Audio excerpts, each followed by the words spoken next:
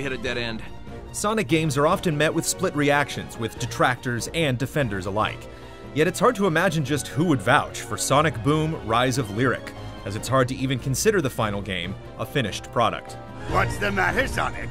Can't keep up?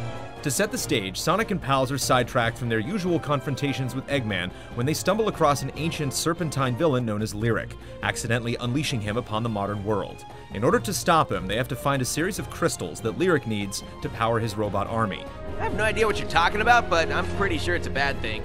The formulaic plot would be easy to glaze over if it weren't a groan-worthy attempt at self-parody. Once in a while, a joke is worth a chuckle, but the characters seem to know how bad the game is, poking fun at their own stereotypes and commenting on the repetitive gameplay with disdain. Okay, this is getting old.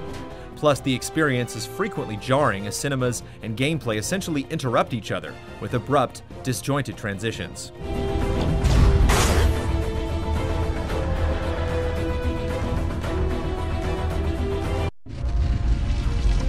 What's happening?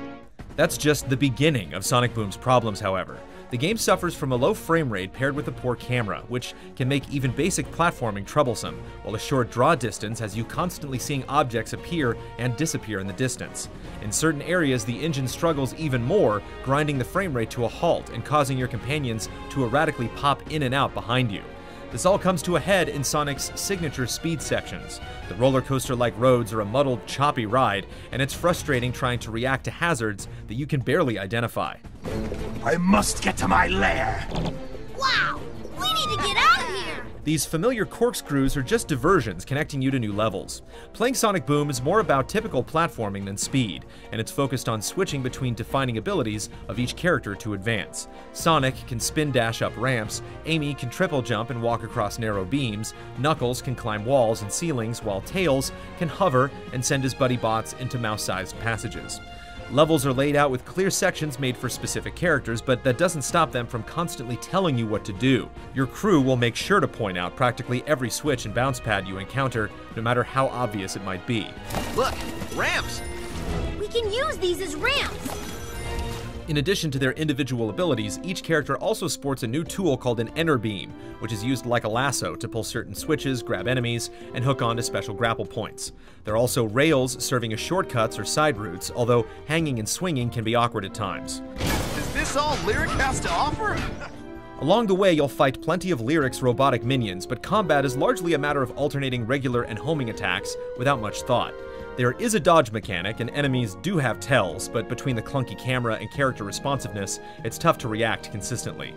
There's almost no chance you can land a charged blow without eating a hit, and in crowded situations, it can be hard to target the enemy you want.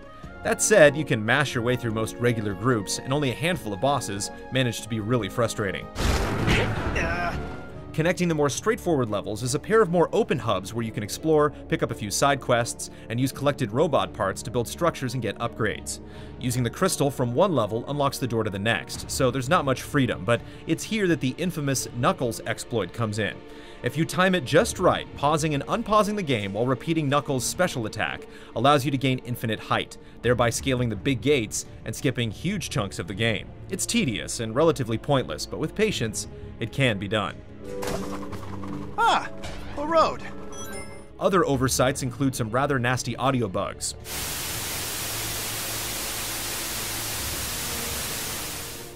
Plus, the sleepy music doesn't fit a Sonic game, deflating dramatic moments and diminishing combat.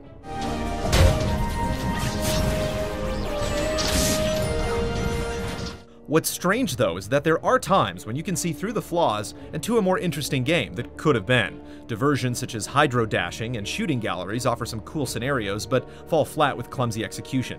There's a fair amount of variety in locations, and even though textures aren't very detailed, there's pleasing art direction in some of the later areas.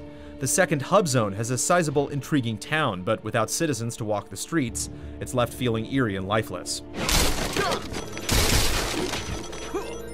While you can play through Rise of Lyric on your own in about 8 to 10 hours, it does support co-op play as well, if you want to drag someone else into this. One person plays on the TV while the other takes the gamepad, giving both a clear view.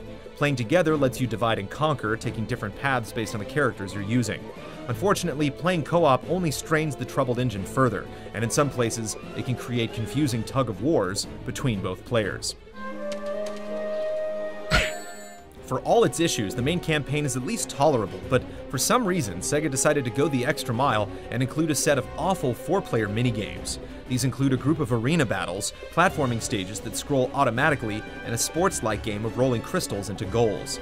Each and every one of them is so broken and unenjoyable that it's hard to imagine getting a group of friends to last through even a single match.